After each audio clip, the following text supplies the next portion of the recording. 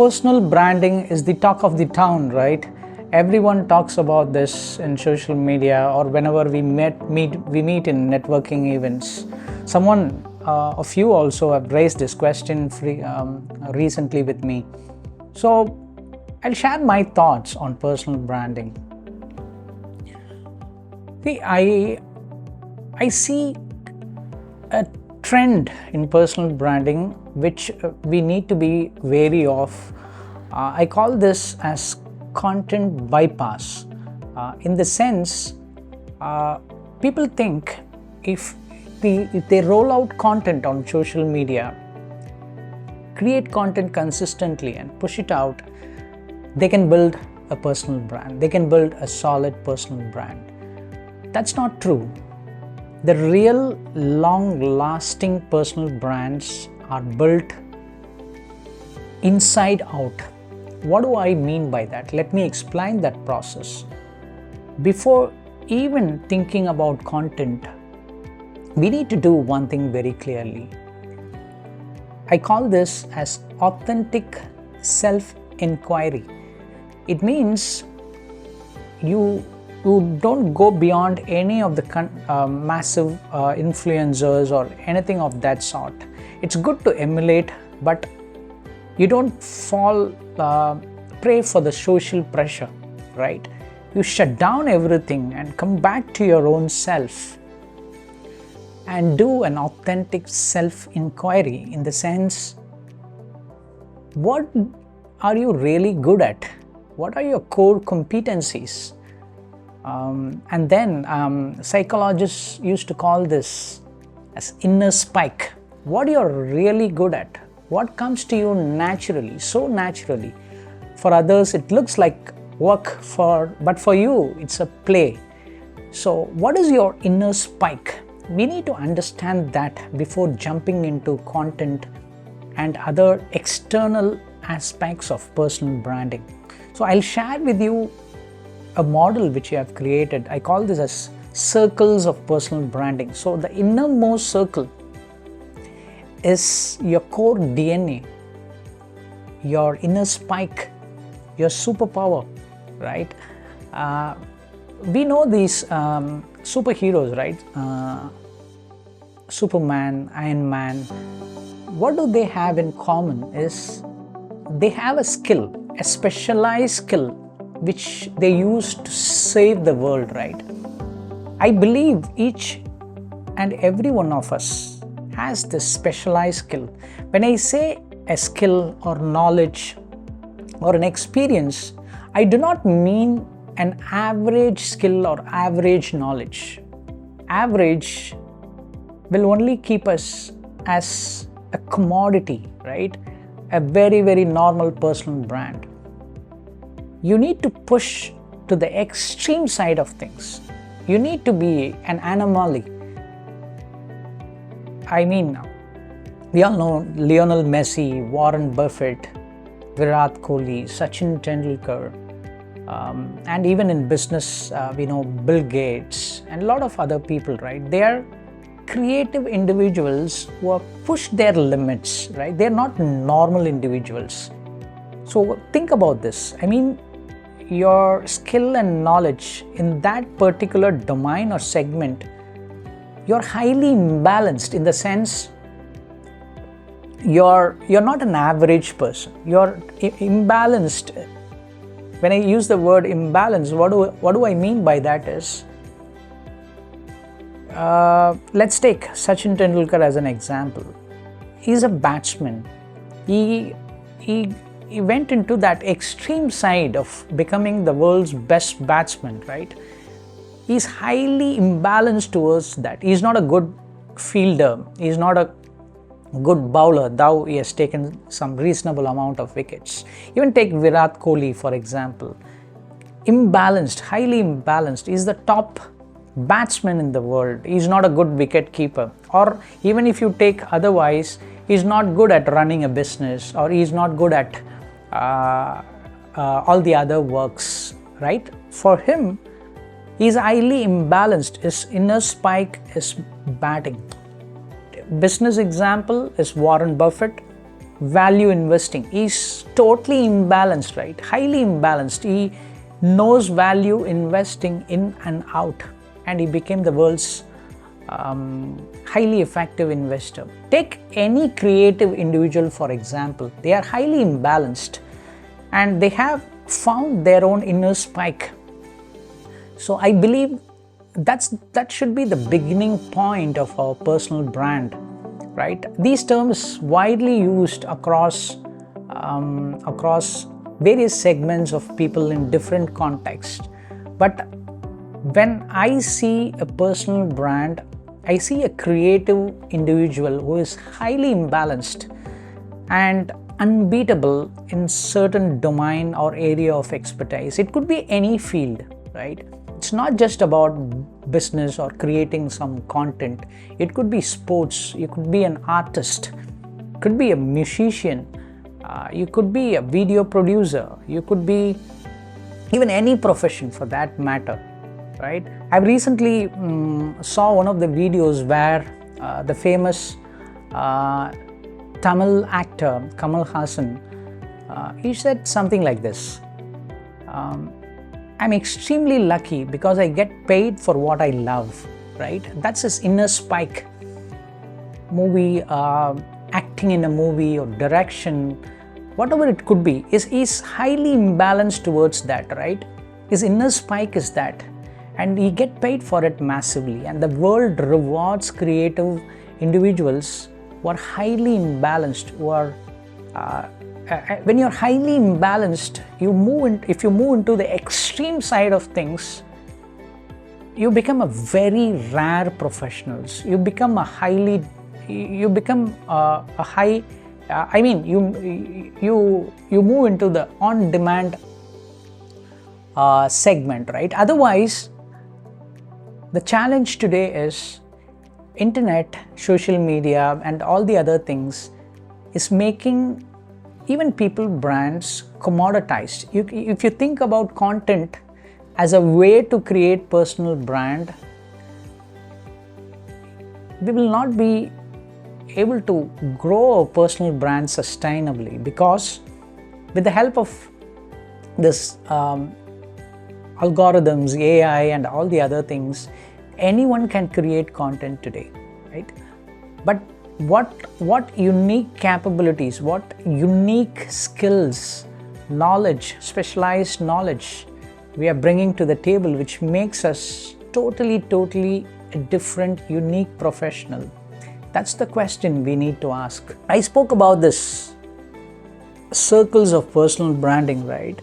And I've shared with you the innermost circle which we all need to focus on to build a strong personal brand, which is nothing but focusing and identifying our core DNA, right?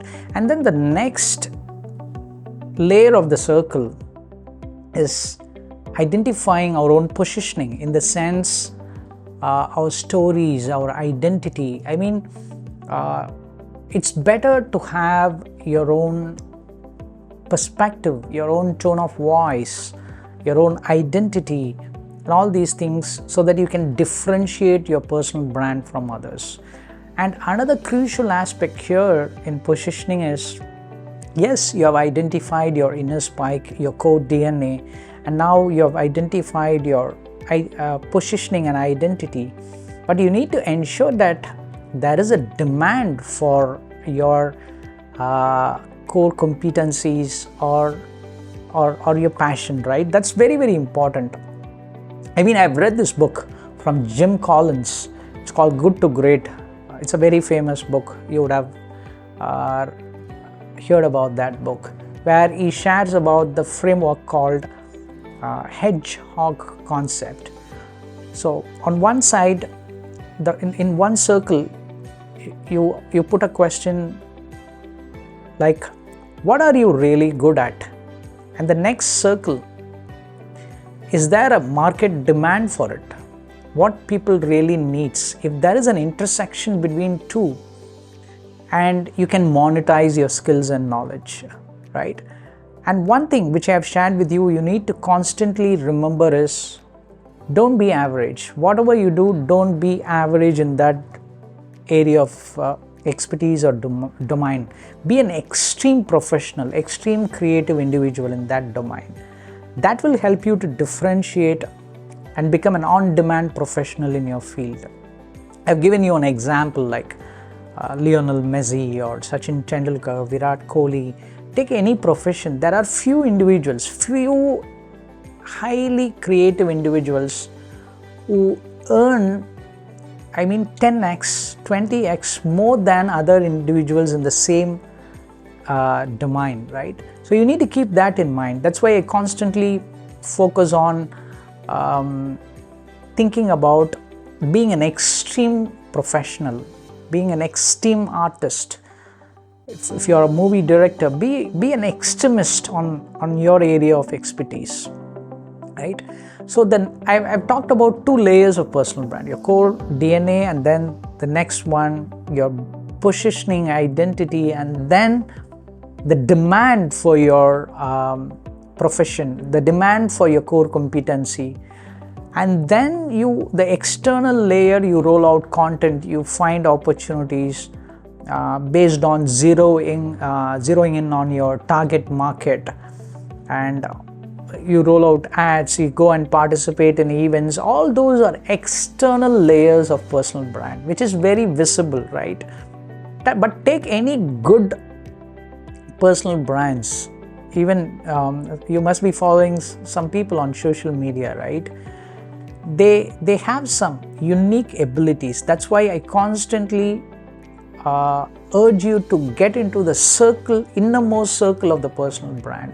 The reason is, when you scroll down on social media, we come across a lot of posts and we see high level of engagement in certain posts, and unconsciously we try to emulate all those posts, and we lose our own self in the whole process, right? Because of this social pressure, unconsciously we fall prey to this emulation. Yeah, emulation is good. We can emulate people who are doing a reasonably good job, but we need to be ourselves. That's the very, very important aspect of personal branding. So that's why, if you remember, I've shared with you this model called authentic self-inquiry. You need to do that. You may even collaborate with your friends and identify your own strengths, your own inner spike. I've told you, right, the things that come so natural to you. So if you follow this model, you'll be able to create a strong personal brand. But I wouldn't totally discount the importance of content in creating your personal brand these days. But content as such is a commodity, right? Everyone can create a content. But how do you differentiate your content is putting in your perspective on that content, putting in your experience on that content, adding a flavor of your identity, your way of seeing things, a different set of language, tonality that you use in that content makes that content so unique. I firmly believe each and every one of us are unique in some way. All you need to do is just find out that, and if you extend that personality in you, that unique personality, that unique inner essence in you, and if you take that out and put that in the content, and add your essence in your content, you look so unique, you look so different. So for example, I've noticed I'm really good at writing, right? I'm really good at explaining things visually, right? What I've done is, in most of my presentations, it could be corporate presentations, and even during my consulting engagement, I've started using this handwritten, low fidelity models, which is handwritten. And it makes so unique, right, in the world of technology, and a lot of people have come and appreciated me. And that's what I want you to do. Find out your way of expressing things. Are you really good at writing something, or are you really good at speaking, or or even when you communicate, do you have your own unique style? So these things truly differentiate. So I'm not against content, but content as such, as I've told you, is a commodity. You need to find a content is your own expression. That's how I would urge you to look at creating content and producing content, right? And the next thing which I wanted to share is these two aspects of personal branding. It applies to even corporate company brands. On one side, think about the stories. It means whatever we communicate on social media, right? Content which we generate, things that we talk about ourselves, things that we talk about our area of expertise. Consider these as stories that you share. The other end is the substance. I mean, you need to have that substance in place while you create those stories, right? Most of the times, we become so inauthentic in the sense, I talk about something, I create a lot of stories and roll out those stories on social media.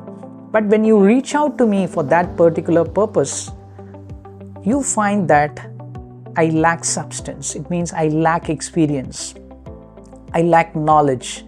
I'm a very normal person, but I've showcased myself, hyped up myself by showcasing a lot of things as stories, right? So we need to find an ideal balance between stories and substance. On the other hand, you have substance. I've seen a lot of professionals missing on this side, right? It means you're highly qualified, you're doing a brilliant job, you have a lot of skills and knowledge in specific domain, but you don't bring that out.